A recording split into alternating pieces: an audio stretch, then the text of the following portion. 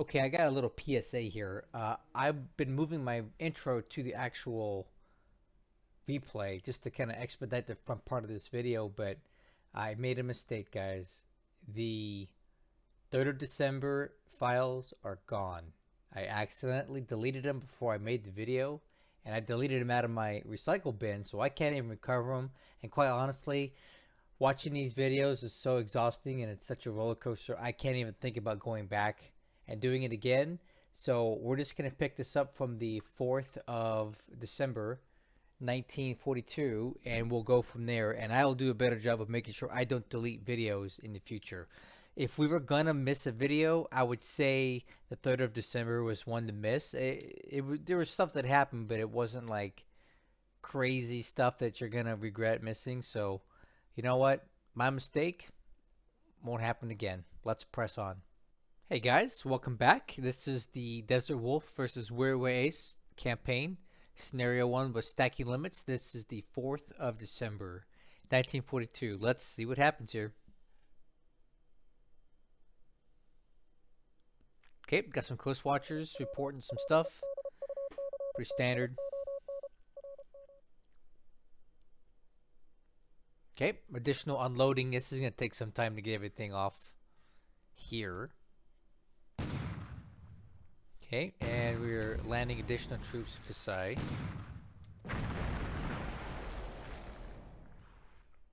Not much happened there.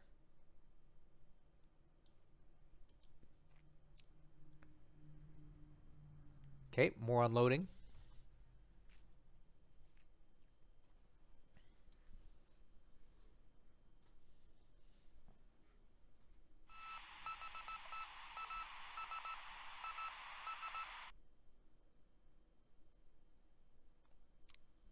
And shouldn't be night bombing here with the moonlight being so low.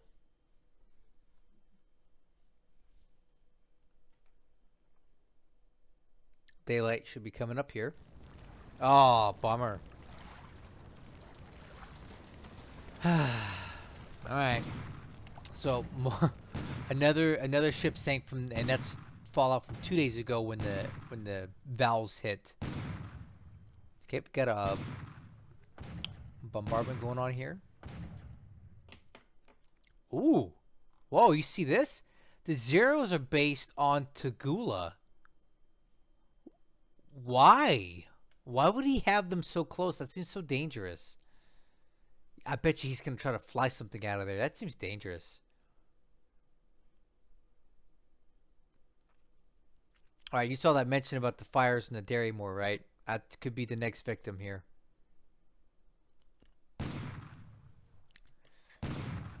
Okay, additional unloading at Kusai. And Russell. We're going to be dealing with this for quite a bit.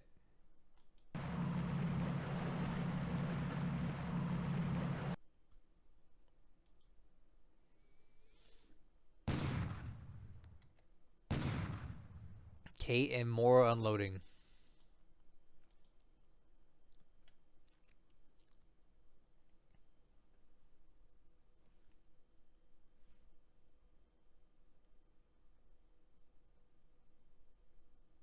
Finally got some daylight here.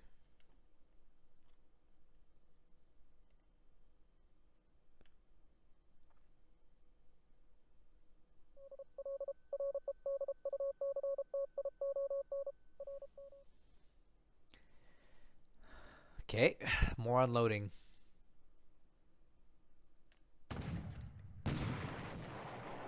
This time one of the APs takes a shell hit, but I'm sure that damage was pretty minor.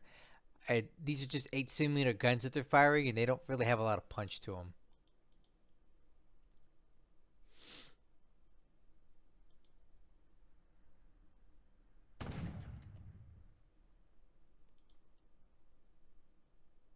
All right. So we have any naval combat here. I-172. So apparently the I-172 was not as damaged as I thought. It's still operating here. Now it's being attacked.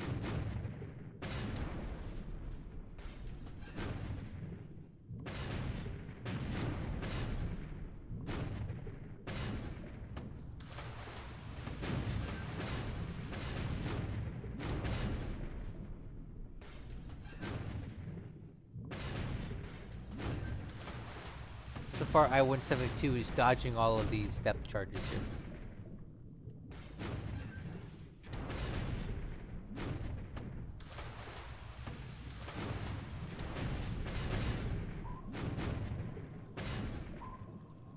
Nope, got away.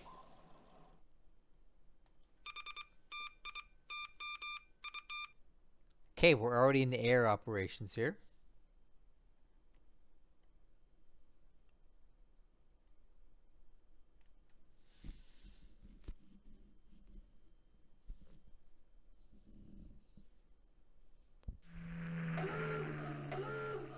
Oh my goodness, I-175 again.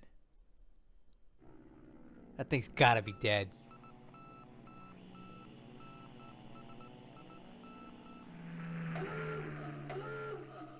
Okay, Rowboat 33. Just getting slammed out here.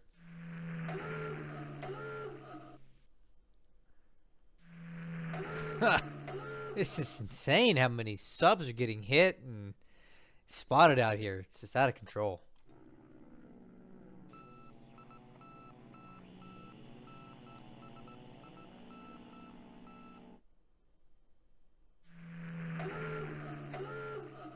Now I-162 is getting hit.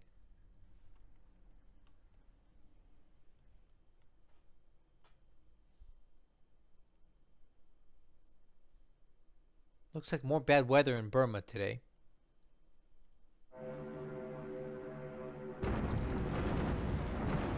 Okay, we know the story was sweeps. We'll just keep it going.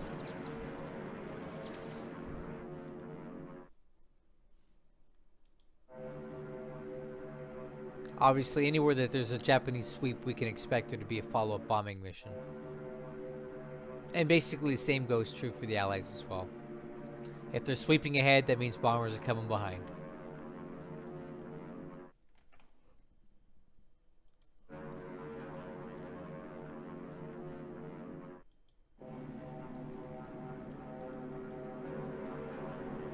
Just trying to get through it as quickly as possible.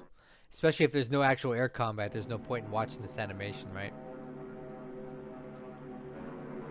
Jeez. It's never ending.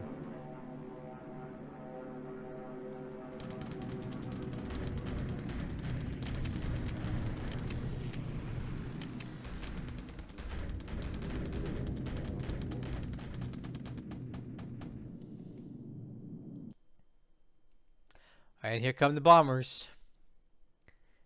Watch these guys accomplish almost nothing. Pretty weak for as many aircraft as there were.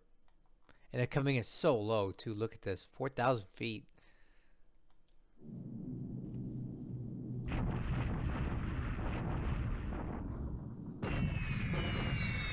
Nope, not much to show for it.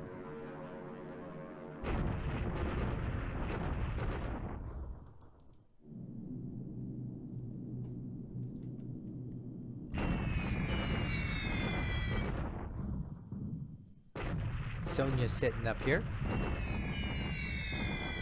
Typical Sonia results.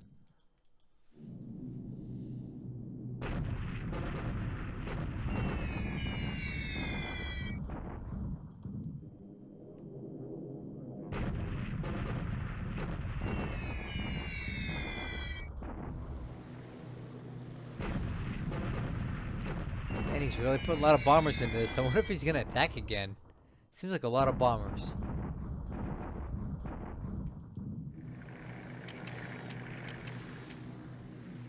Yeah, the American and British and Chinese and Dutch smorgasbord.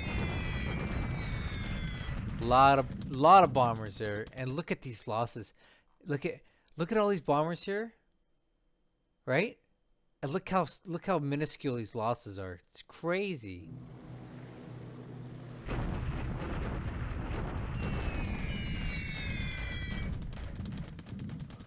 It's like nothing.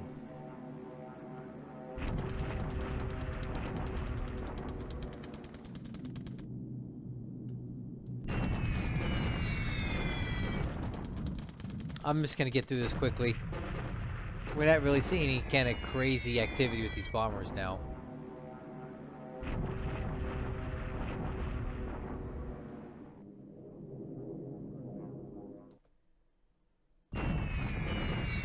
Alright, let's keep going.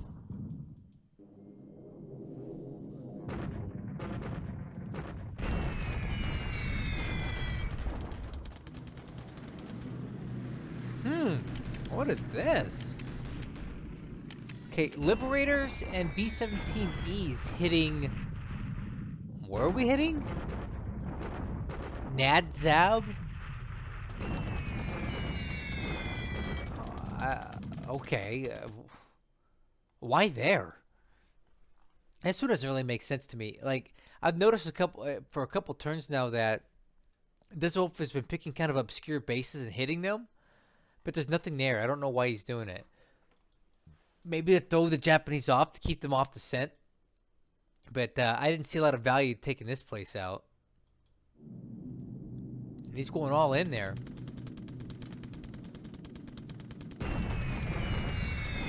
I would have just made more sense to go after Repel if you're gonna do all this.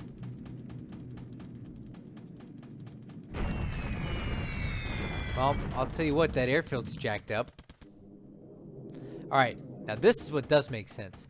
Extremely heavy bombing raids on Nauru. We must neutralize the garrison there before we can attack again. That's a pretty good result. Expect a lot of bombers coming in, so I'm gonna go through this fast. There's gonna be a lot of bombers hitting Nauru.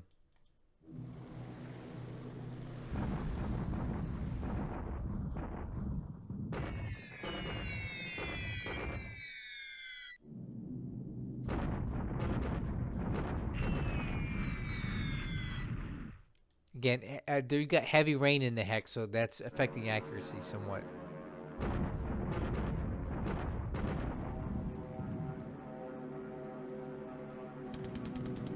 Man, this is still just the AM phase. God, this is going on so long.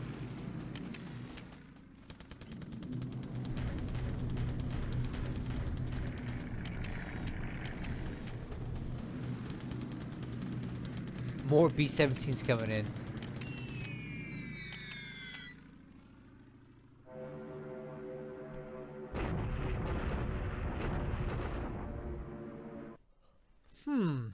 This is a bit of a weird one. This is a sweep. Okay, alright, I get it. P-38G sweep. And the rest of these guys are on long-range cap, I assume. That's all I can think of.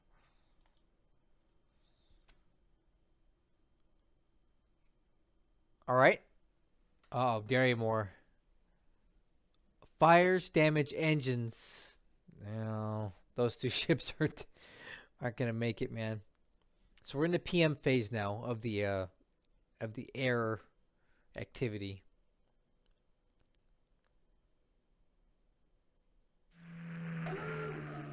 I-175 again. It's gotta be dead by now. There's no way.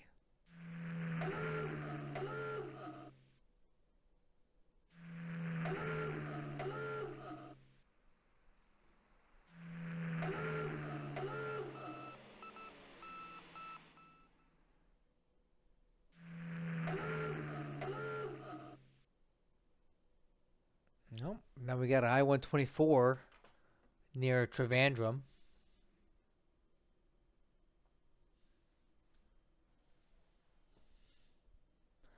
Oh, Buna. So he was going for Buna and Nasdaq again. But bad weather plaguing the Allies again. So expect a lot of recon right now.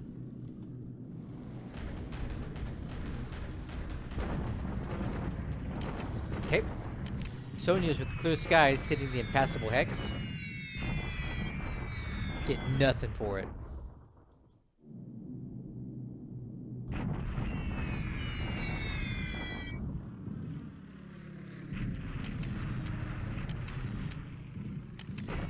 Okay, more bombers hitting Nauru. Not a bad result. Always good to take out and destroy these squads.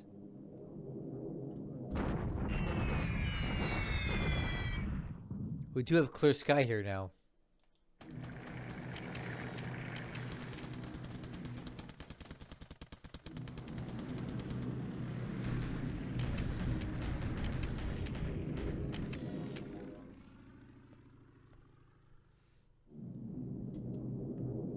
Okay, there's your PM phase complete. Now we're going to see if there's any last minute unloading task force stuff and go into land combat. Oh man, dare more, just sink already.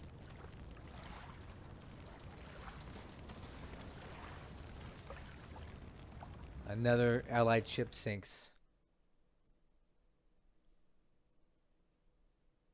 Dare more, just sink already, man.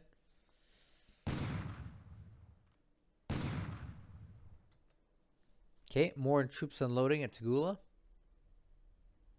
Minefield at Kusai.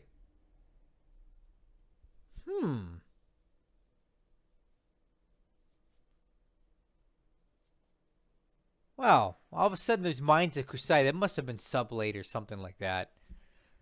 That's my guess, is that maybe subs laid some mines there, because they weren't there before. That's the first we've seen mines there to date.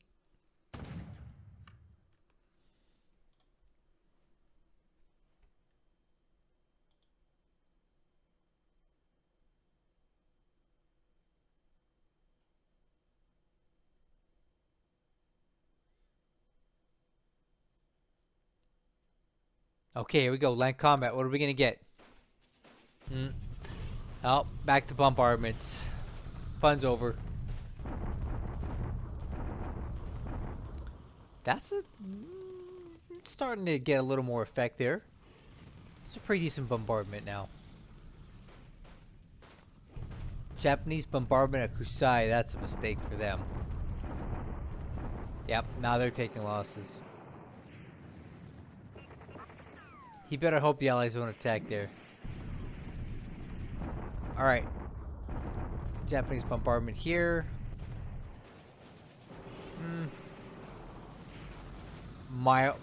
Mildly successful.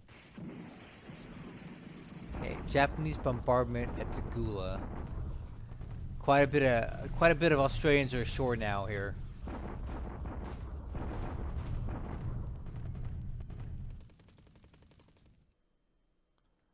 Okay, Japanese are counterattacking here with bombardment. And then they take the short end of that stick as well.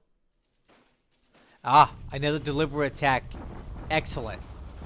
I mentioned this last turn about needing to keep up pressure and take advantage of disruption and all that stuff. So this will be a big test to see how well that's going to play out. Let's see what happens here. What do you guys think? Do you think he's going to take it this turn, or what? Let's find out. Ooh.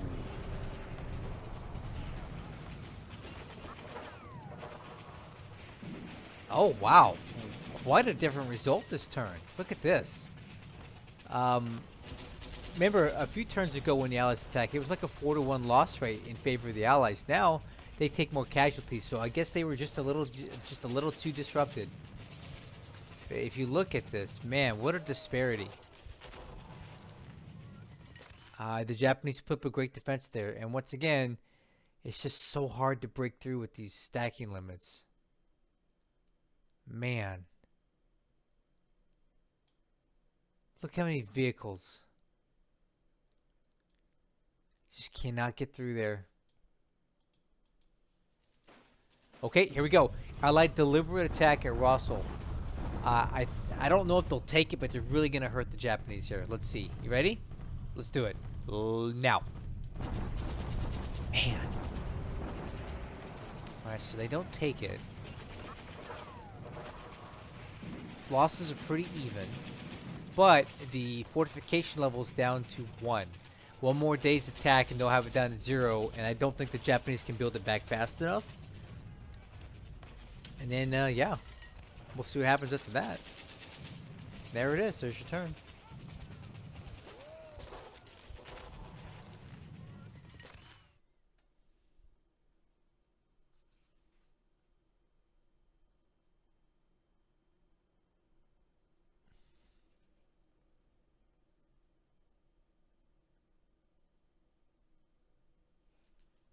We'll start wrapping this up here.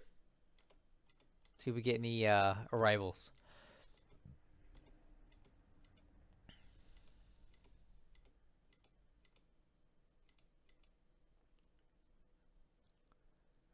Base Force and an AK. A Naval Construction Regiment. Those are always good. Can't have enough of those. There it is. Not bad. Not bad.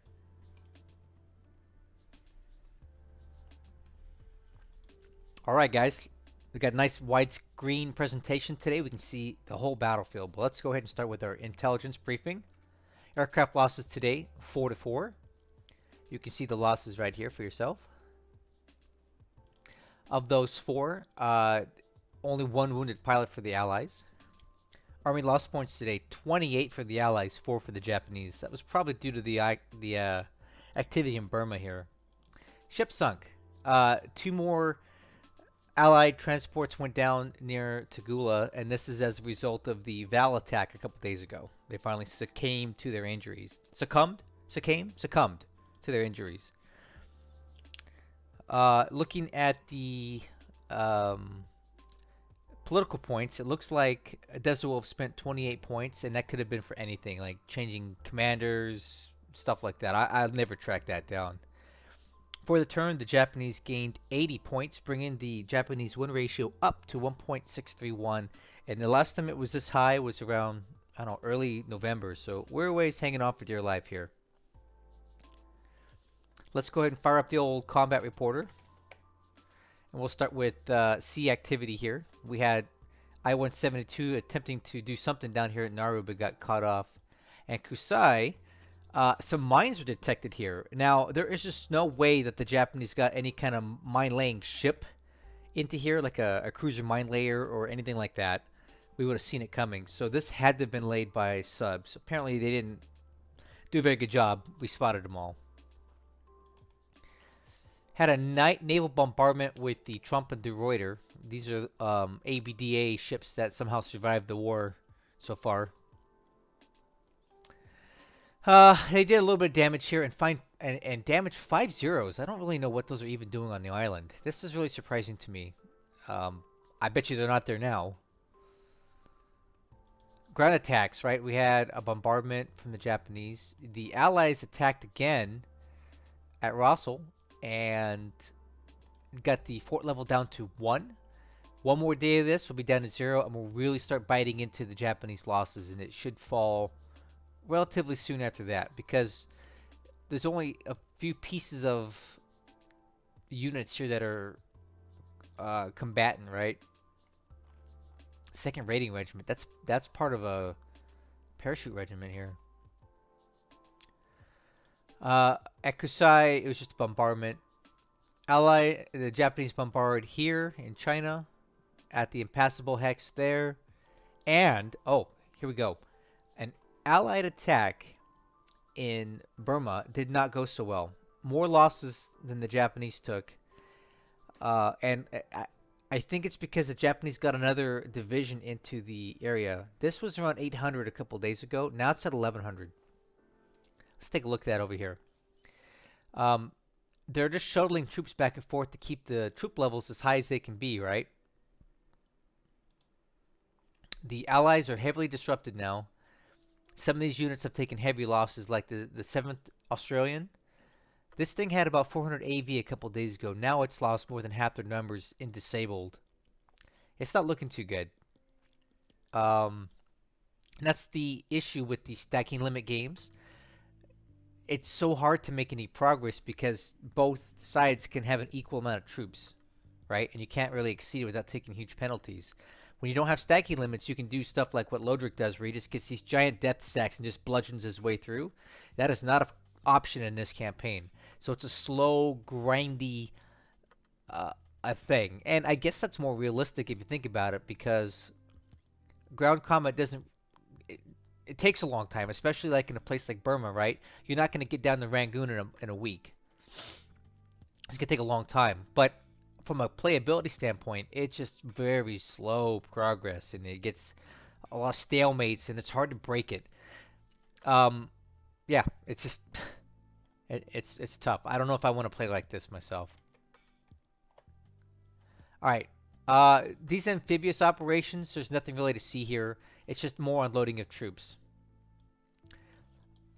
Let's talk about air attacks now. This one caught me off guard, right? We had allies hitting Nadzab. I would have never thought to even look at this place, but apparently, after I'm taking a look at the bases around here, the air capacity on this is quite high. So maybe it's something that was attracting Desert Wolf's attention. And sure enough, there's aircraft there. So good for him for seeing this and hitting it. I would have never even thought about this base because it's so tucked away. All right, we had some these P-38Gs sweeping over Kusai. This is Richard Bong and his friends. They didn't find anything. A lot of bombardments at Nauru. A lot of stuff in China. A lot of air attacks on Prome or south of Prome. And they don't appear to be doing too much damage. So I do want to talk about this. I want to talk about this. So I don't claim to know more than Desert Wolf. I am not nearly as bright as he is, and he's been playing a lot longer than me. However, from my third-party vantage point, I submit to you that the bombing attacks on this unit here are not effective. And it may be time to change up the strategy a bit. So instead of targeting these ground troops and causing no damage to them, why not take all these bombers and just start leveling every one of these Japanese bases, right? If you do that, you'll start digging into their supply. And if we can disrupt the supply, that might be a better way to go about doing this than what we're doing right now. Okay? Like, start hitting the light industry. Take that completely out of the picture so that the Japanese get no supply from that. Right? Start hitting all these bases to damage them to the point where supply is going to be disrupted and some of the supply stockpiles are hit. That might be a better way to do this, because we know that the Allied bombers, when they target a base, can basically level it, right? But hitting these troops in the field does not appear to be working, at least from what I'm seeing. So it might be time to start leveling bases all through here and make them so hard that the supply has to be spent to rebuild them, or supply can be hit in the base itself, because that's what's keeping these guys alive in the field. So maybe something that Desert Wolf can think about is switch it up a bit, because targeting this unit here is not getting it done. But again, what do I know? I'm not Desert Wolf. He's way smarter than me. I'm just trying to think of other alternatives to break this stalemate. Okay, looking at SIGINT. We have a radio call down here south of Camaran Bay. That could be anything. Probably a transport task force, and there's no way we'll be able to see that right now. Another radio transmission near Babel. This very well could be Keto Wutai passing by, although I don't know. We have no eyes on it. Located, nothing really noteworthy here. We see that the 15th Army headquarters is in Burma. That's fine. Let's see what else. This 104th Division is south of Lashio. Okay. Not really much else here that I think is particularly important. Oh, and 587 men are at Hirosaki. Great. Let's talk about ops report now. We'll start with combat.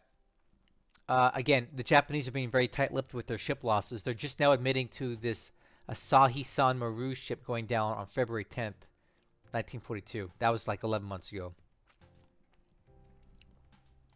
Maintenance. Take a look at all these aircraft that are grounded, and you notice something? They're all 4-engine bombers. I kind of want to show you what that is about. So let's go look at like Abemama and Tabit Tuea right now. So Desert Wolf has been running these aircraft very hard, trying to suppress Nauru lately, and you see when you do that, you start getting damaged and grounded aircraft due to maintenance, and this is what it looks like. You have all this fatigue and some damage, and look how long it could take to repair these aircraft. This is the estimate for getting the aircraft FMC, fully mission capable, right?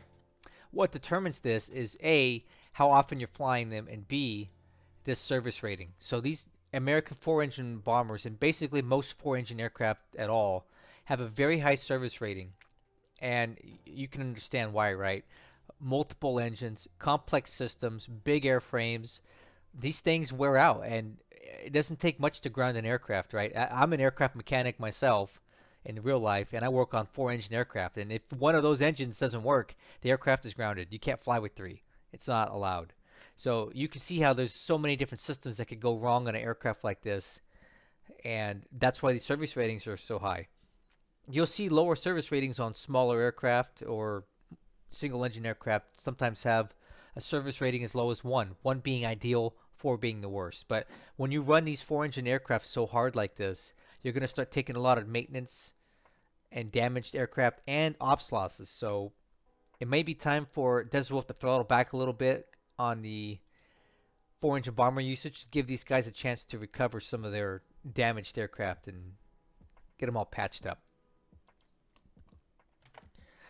All right, let's look at submarine tab.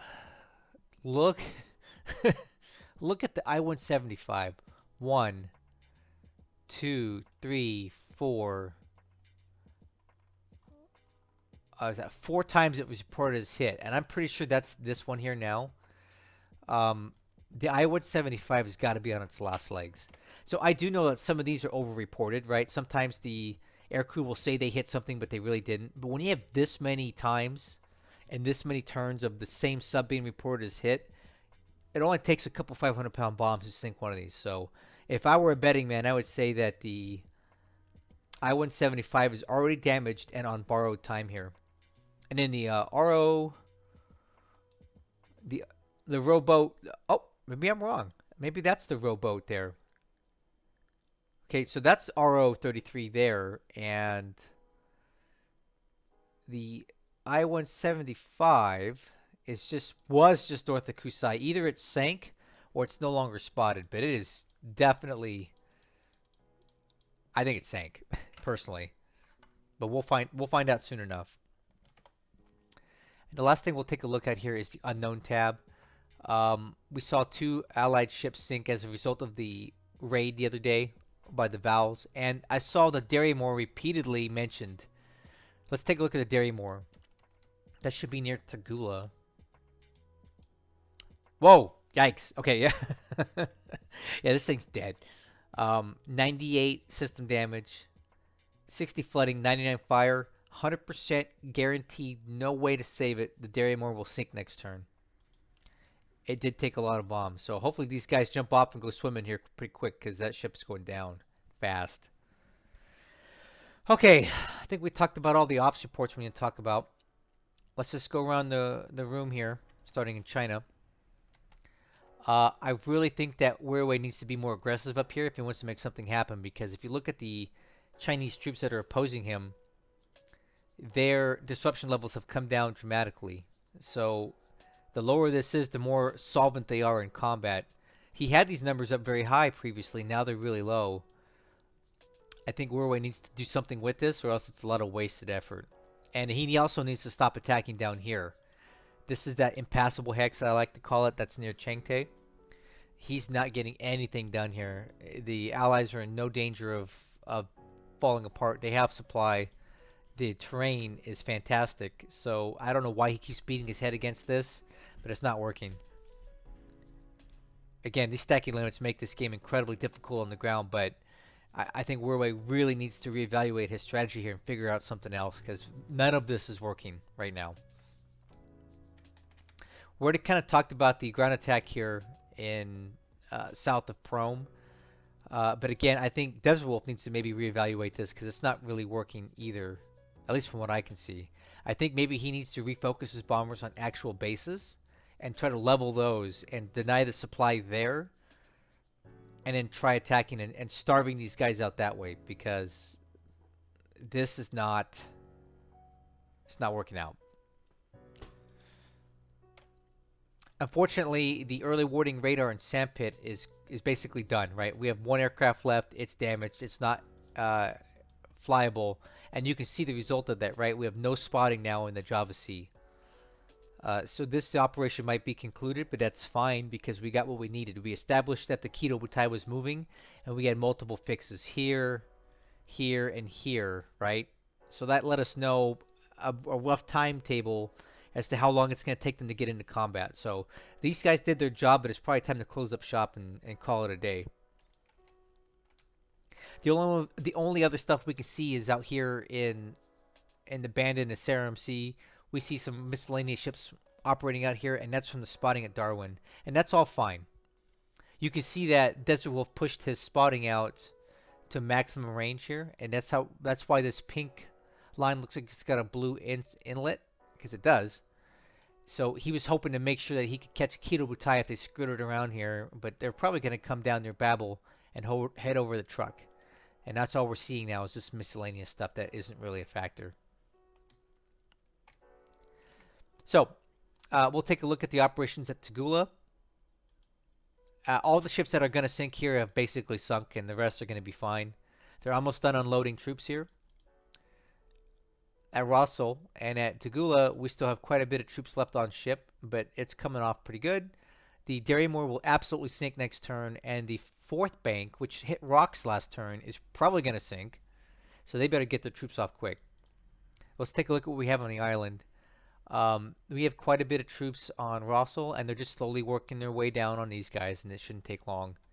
At Tagula, there's a little more troops there, but we have a lot more troops here ourselves. We need some more supply, but that will come off on the ships soon enough. And we also have a supply convoy here, which should start unloading stuff at these two islands to support the operations there. So maybe in 3 to 4, maybe 5 days, this will be all wrapped up, and then we can pull these ships out because Kido Butai is on the way. Over here at Nauru, I think I'm going to go ahead and admit that I may have called this situation incorrectly. I thought last turn that there was armor loaded up here on their way over to Nauru, but now that I'm looking at it, these amphibious ships unloaded all their troops here, right? And the armor that was on those ships is now on the island. So I don't know if he's just looking to redistribute them, or he's not going to use them at all, or what. But these tanks, which I thought were going to Nauru to help deal with the troops that are stranded here, are not on the way as of yet. So I don't know what Desert Wolf's plan is to deal with this situation here. These guys look like they're dying on the vine because they had 115 assault value before. Now they're down to 112. So they're slowly bleeding strength because they just don't have enough supply or support to keep them going. So again, no idea what Desert Wolf's plan here is, but he needs to figure out something. At Kusai, it's a little better off. We're almost done unloading troops, and what we have on the island is very effective. A full infantry division, multiple tank battalions, plenty of armor, and we know from the combat reports that the Japanese garrison here is not as strong as Nauru in as much as these are support troops and not infantry. There's more infantry on Nauru than on Kusai. And it does not appear that the fort level at Kusai is built up as strong. Well, I don't know if I got a good look at that yet. I don't want to say that, but these are mostly support troops. So I think when combat does begin on Kusai, it'll go better than it's been going on Nauru. And you don't have to shock attack here. It's a big enough base that you can just unload normally and attack when you're ready. Here at Nauru, because of the disparity of forces and the fact that it's an island size 2, it's going to be a shock attack every time you unload until you change the balance of assault value. So, yeah, Naru's going to be a tough nut to crack, but you don't have a lot of time to figure it out. The clock is ticking, as I've been saying. Kido Butai is on the way. So he needs to wrap this thing up quickly or leave. It's going to be a rough one. So we'll have to see what happens here. I no longer can predict it. I can't tell because what I thought was going to happen with these guys did not occur. So I think I've been talking long enough. I'm going to go ahead and end this video now. I like this widescreen presentation because we can see all the major areas of operations in one screen at the moment. It might be a little harder for you guys to see, but as far as video editing goes, I don't have to break this apart into multiple pieces. You guys can follow along good enough, and I can show you what you need all in one big, huge monitor. I love 4K. I'll catch you guys in the next one.